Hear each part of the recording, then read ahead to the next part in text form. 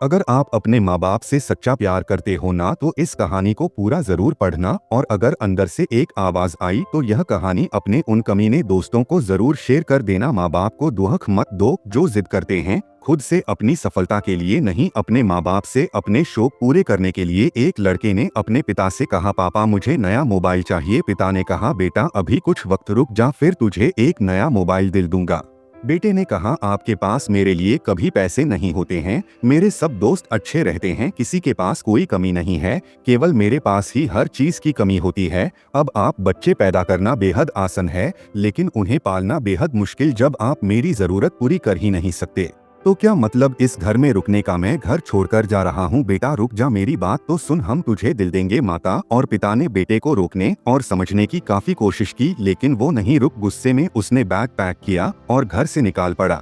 लेकिन घर से निकलते वक्त गलती से उसने अपने पिता की डायरी अपने बैग में डाल ली। पिता की आदत थी कि वह हमेशा डायरी लिखा करते थे और उनकी डायरी को छूने की परमिशन किसी को भी नहीं थी। लड़का घर से काफी दूर आ गया और थक कर बैठ गया। जब उसने वो डायरी देखा तो उसने सोचा, आखिर मिल ही गया खजाना। आज पता चल जाएगा कि मेरे पिताजी ने कहाँ दौलत छुपा रखी है और उन्हें किन किन लोगों से पैसे लेने हैं, और सरा का सरा लेखा झुका आज मुझे मिल जाएगा।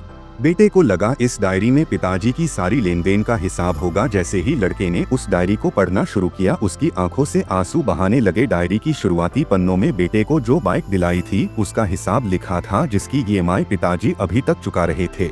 दूसरे पन्नों में उसके कॉलेज की फीस और एडमिशन का कर्ज लिखा था कि इन लोगों को इतने पैसे वापस देने हैं, और सबसे आखिरी पन्ने पर लिखा था कि बेटे को अब मोबाइल दिलाना है, उसके लिए मुझे कौन कौन उधार दे सकता है। उन सभी लोगों के नाम लिखे हुए थे।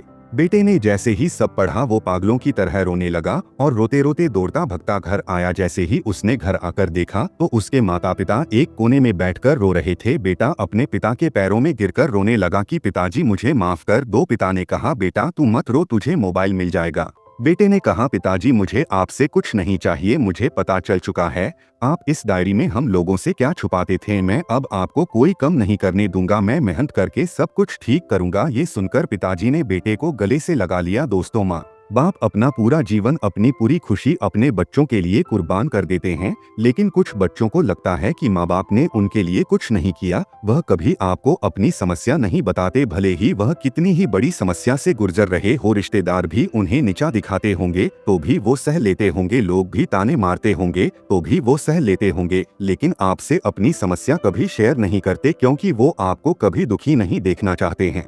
अब आपका फर्ज बनता है अपने माँ बाप को अच्छी तरह रखना और उन्हें सुख देना, ताकि वो भी अपने जीवन का बचा हुआ समय सुख में गुजर सके। यदि आप अभी भी नींद में सोए हो तो आप जग जाइए और अपने शौक पूरे करने पर नहीं, अपना करियर बनाने पर ध्यान दीजिए, क्योंकि अगर आप अपने माँ बाप के रहते कुछ नहीं कर पाए तो बाद में आप सोने का महल भी बना लोगे ना, उसमें भी आपको नींद नहीं आएगी।